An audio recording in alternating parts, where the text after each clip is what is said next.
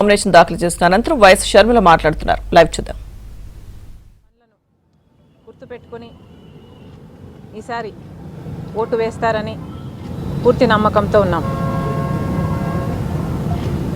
ఈ ఎన్నికలు ప్రజలు నిర్ణయించుకోవాలి. ముఖ్యంగా కడప ప్రజలు నిర్ణయించుకోవాలి, వాళ్ళు న్యాయం వైపు ఉన్నారా లేక నేరం వైపు ఉన్నారా అని. ఇటీవల జరుగుతున్న పరిణామాలన్నీ ఒక కడప జిల్లా వాసులే కాదు, ఆంధ్ర రాష్ట్ర ప్రజలందరూ చూస్తున్నారు. మేము ఏదైతే సిబిఐ ఛార్జ్షీట్లో ఉందో ఆ విషయాలు మాత్రమే మాట్లాడడం జరుగుతుంది. ఏ విషయాలు ఛార్జ్షీట్లో లేవో అవి మాకు కూడా తెలియని విషయాలు. మాకు ఇన్ని విషయాలు తెలుసు అంటే దానికి కారణం సిబిఐ ఆధారాలతో ఇన్ని విషయాలు బయట పెట్టింది కాబట్టే మాకు విషయాలు తెలిసాయి. ఆ విషయాల గురించి మాత్రమే మేము ప్రస్తావించడం జరుగుతుంది. అలాంటిది ఈరోజు రైట్ టు స్పీచ్ అన్న కాన్స్టిట్యూషనల్ రైట్ కూడా విలువ లేకుండా ఈరోజు మేము మాట్లాడకూడదు అన్నట్టు గ్యాగ్ ఆర్డర్ తీసుకొచ్చారు.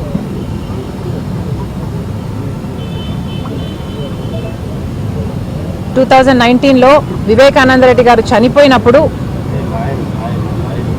అప్పుడు చంద్రబాబు గారు ఈ హత్య చేయించారు అని ఏమన్నారు, నారాసుర రక్త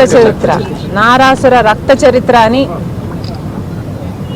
మాట్లాడిన వాళ్ళు, సాక్షిలో పెద్ద పెద్ద బ్యానర్లు, సాక్షి ఛానల్లో మారుమ్రోగించిన వాళ్ళు, అప్పుడు ఎలక్షన్లప్పుడు వాళ్ళు మాట్లాడొచ్చు, దాంట్లో తప్పులేదు.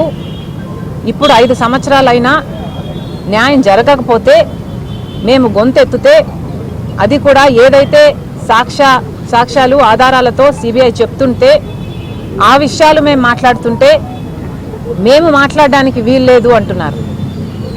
ఇది న్యాయం అవునో కాదో రాష్ట్ర ప్రజలందరూ గమనిస్తున్నారు.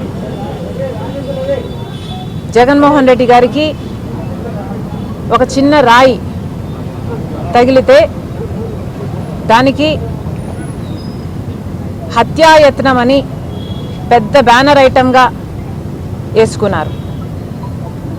అంటే ఒక చిన్న రాయితో మిమ్మల్ని హత్య చేసేంత ప్రయత్నం జరిగింది అని మీరు చెప్తున్నారు. మరి చిన్న రాయితో కొడితేనే మీకు హత్యాయత్నంలా ఉంటే రాజశేఖర రెడ్డి గారి తమ్ముణ్ణి, వివేకానంద రెడ్డి గారిని, ప్రజానాయకుణ్ణి 7 సార్లు తల మీద గొడ్డలితో నరికి 7 సార్లు నరికితే ఆయన మెదడులో ఉన్న ఎంకలు కనిపిస్తున్నాయి. ఆయన మెదడు బయటకు వచ్చింది, తల మీద ఉన్న ఎంకలు కనిపిస్తున్నాయి, మెదడు బయటకు వచ్చింది. కానీ అది మాత్రం సాక్షికి హార్ట్ అటాక్ లాగా ఎందుకు కనిపించిందో జగన్మోహన్ రెడ్డి గారు సమాధానం చెప్పాలి. చనిపోయినప్పుడు, వివేకానంద రెడ్డి గారు చనిపోయినప్పుడు సిబిఐ కోరిన జగన్మోహన్ రెడ్డి గారు, సిబిఐ ఎంక్వైరీ కోరిన జగన్మోహన్ రెడ్డి గారు అధికారంలోకి వచ్చిన తర్వాత సిబిఐ ఎంక్వైరీని ఎందుకు వద్దన్నారో జగన్మోహన్ రెడ్డి గారు ప్రజలకు సమాధానం చెప్పాలి. సిబిఐ దోషులు అని చేర్చిన అవినాష్ రెడ్డి గారిని ఎందుకు కాపాడుకుంటూ వస్తున్నారో, తన అధికారాన్ని కూడా దుర్వినియోగం చేస్తూ కర్నూలులో సిబిఐ అక్యూజ్డ్ని అరెస్ట్ చేయడానికి వస్తే తన పోలీసుల్నే, ప్రభుత్వ పోలీసుల్నే, రాష్ట్ర పోలీసుల్నే కంచెగా వేసి జగన్మోహన్ రెడ్డి గారు అధికార దుర్వినియోగం చేసి ఎందుకు కాపాడారో ఒక అక్యూజ్డ్ని రాష్ట్ర ప్రజలకు జగన్మోహన్ రెడ్డి గారు సమాధానం చెప్పాలి. 5 సంవత్సరాలుగా మీరు కాపాడడం ఒక ఎత్తు అయితే 5 సంవత్సరాల తర్వాత ఒక అక్యూజ్డ్ని, అది కూడా రాజశేఖర రెడ్డి గారి సొంత తమ్ముడు వివేకానంద రెడ్డి గారిని అతి క్రూరంగా ఘోరంగా చంపించారు అని అక్యూజ్డ్గా సిబిఐ చేర్చిన వాడిని మీరు ఎందుకు మళ్ళీ ప్రోత్సహిస్తున్నారు, ఎందుకు మళ్ళీ ఎంపీ టికెట్ ఇచ్చారో రాష్ట్ర ప్రజలకు జగన్మోహన్ రెడ్డి గారు సమాధానం చెప్పాలి. అన్నిటికంటే ముఖ్యంగా జగన్మోహన్ రెడ్డి గారు సమాధానం చెప్పాలి. 5 సంవత్సరాల క్రితం వివేకానంద రెడ్డి గారిని ఘోరంగా నరికి చంపడం జరిగింది. చంపిన వాళ్ళు వీళ్ళు, చంపించిన వాళ్ళు వీళ్ళు అని సిబిఐ ఛార్జ్ షీట్లో స్పష్టంగా వాళ్ళ పేర్లతో సహా చేర్చి చెప్పడం జరిగింది. ఇవన్నీ సరిపోవన్నట్టు వివేకానంద రెడ్డి గారిని ఒకసారి చంపించడం సరిపోదు అన్నట్టు ఎన్నిసార్లు వివేకానంద రెడ్డి వ్యక్తిత్వాన్ని మీరు మళ్ళీ మళ్ళీ ఇంకెన్నిసార్లు చంపుతారో ప్రజలకు సమాధానం చెప్పాలి. ఒకసారి గొడ్డలితో నరికి ఎంత ఘోరంగా చంపారో రాష్ట్రమంతా చూసింది. ఆ తర్వాత గత 5 సంవత్సరాలుగా కనీసం ఒక 500 సార్లు వివేకానంద రెడ్డి గారిని, ఆయన వ్యక్తిత్వాన్ని మీరు మళ్ళీ మళ్ళీ ఖూనీ చేశారు. ఎందుకు అని అడుగుతున్నాం. పైనేమో రాజశేఖర్ రెడ్డి గారి ఫోటో సాక్షి, కిందేమో సొంత తమ్ముడు రామలక్ష్మణులా బతికిన తమ్ముణ్ణి మీరు ఒక దోషిలాగా, ఒక నేరస్తునిలాగా ఆయన క్యారెక్టర్ అసాసినేట్ చేయడం, ఇది ఎంత మటుకు భావ్యమని అడుగుతున్నాం.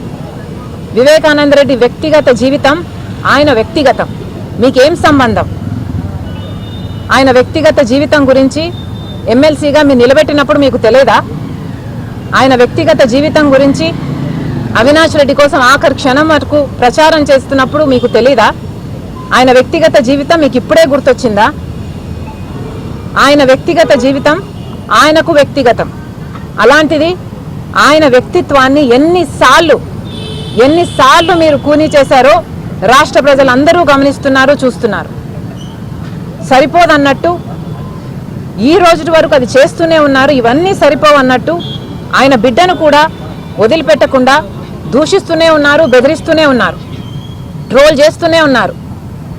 రాజశేఖర్ రెడ్డి బిడ్డను నేను అని ఆ మాత్రం కనికరం, ఇంగితం లేకుండా మీకోసం 3000 కిలోమీటర్లు పాదయాత్ర చేసిన దాన్ని, మీ ఎలక్షన్ల కోసం బాయ్ బాయ్ బాబు అని క్యాంపెయిన్ నడిపి మీ గెలుపు కోసం నేను పని చేసిన దాన్ని ఒక్కరోజు మీ దగ్గర నుంచి ఒక్క 10 అడగలేదు, ₹1 పని అడగలేదు. నన్ను పట్టుకొని నానా రకాలుగా దూషించి ఆఖరికి నేను రాజశేఖర్ రెడ్డి బిడ్డనే కాదు అని విజయమ్మను కూడా అవమానించేంత స్థాయికి మీరు దిగజారారు. అసలు మీ ఛాతిలో ఉన్నది గుండెనా బండనా? రాష్ట్ర ప్రజలకు సమాధానం చెప్పాలి. మీకు మనసు, మానవత్వం వీటి గురించి ఏమైనా తెలుసా? ఇవి ఉన్నాయని కూడా మీకు తెలుసా లేదా? జగన్మోహన్ రెడ్డి గారు సమాధానం చెప్పాలి. మేమైతే న్యాయం కోసం నిలబడ్డాం, ధర్మం కోసం కొట్లాడుతున్నాం. వివేకానంద రెడ్డి గారి ఆత్మ శాంతించాలని, న్యాయం జరగాలని ఈరోజు రాజశేఖర్ రెడ్డి బిడ్డ పోటీ చేస్తుంది. మరొకసారి చెప్తున్నాం, హత్యా రాజకీయాలను ప్రోత్సహించకండి. హత్యా రాజకీయాలు అంతం కావాలి. ఇలాంటి వాళ్ళు చట్టసభలకు వెళ్ళకూడదు, ఇలాంటి వాళ్ళు అధికారంలో ఉండడానికి వీల్లేదని, ప్రజలందరూ న్యాయం వైపు ఉన్నారని, ప్రజలు ఎప్పుడూ నేరం వైపు నిలవరని నిరూపించాలని రాజశేఖర్ రెడ్డి బిడ్డ శిరస్సు వంచి చేతులు జోడించి కడప జిల్లా ప్రజలను, రాష్ట్ర ప్రజలను మనస్ఫూర్తిగా ప్రార్థిస్తుంది. Thank you guys. Thank you. గతంలో మాట్లాడినటువంటి సునీతమ్మ గారు ఎన్నికల సందర్భంగానే ఇటువంటి ఆరోపణలు చేస్తున్నారు. ఎన్నికల్లో డబ్బు పొందడం కోసం అనుకోవచ్చు. ఎట్లా అనుకుంటారమ్మా? వివేకానంద రెడ్డి గారు చనిపోయి ఇప్పుడు దాదాపు 5 ఏళ్ళు కావచ్చు. ఏనాడు సునీతమ్మ గారు మీడియా కానీ ఏ సభల్లో కూడా ఇటువంటి ఆరోపణలు అమ్మా, మన దేశంలో మనకి ఇష్టం ఉన్నా లేకపోయినా ఎన్నికలు వచ్చేది 5 సంవత్సరాలకు ఒక్కసారి. 5 సంవత్సరాలు సునీతమ్మ పోరాటం చేసింది. పోరాటం ఎంతగా చేసిందో ప్రజలందరూ చూశారు. ఆ పోరాటంలో న్యాయం జరుగునుంటే ఈ 5 సంవత్సరాలలో ఈరోజు సునీతమ్మకు ఈ రోడ్ల మీద వచ్చి తిరగాల్సిన అవసరం ఉండేది కాదు, నేను వచ్చి ఇక్కడ పోటీ చేయాల్సిన అవసరం ఉండేది కూడా కాదు. కానీ న్యాయం జరగలేదు కాబట్టి, 5 సంవత్సరాలు వేచి చూసింది కాబట్టి, ఇప్పుడు న్యాయం కోరే అవకాశం, ప్రజా కోర్టులో న్యాయం కోరే అవకాశం వచ్చింది కాబట్టి ఈరోజు ప్రజాసేవ చేసిన ఒక నాయకుని బిడ్డ వచ్చి కొంగు చాచి న్యాయం చేయండి అని అడుగుతుంది. ఇందులో తప్పేముంది అని అడుగుతున్నాం. ఇది ఎలక్షన్ల కోసం వాడుకున్నట్టు ఎలా అవుతుంది అని అడుగుతున్నాం. ఎలక్షన్లు వచ్చాయి కాబట్టి ప్రజాకోర్టుకు రాగలము అన్న కాన్ఫిడెన్స్ ఇండియన్ సిటిజన్స్కు ఉంది అంటే అది మన కాన్స్టిట్యూషన్ కల్పించిన హక్కు కదా. అవును, ఆ హక్కు తను వాడుకుంటుంది, తప్పేముంది? Thank you guys.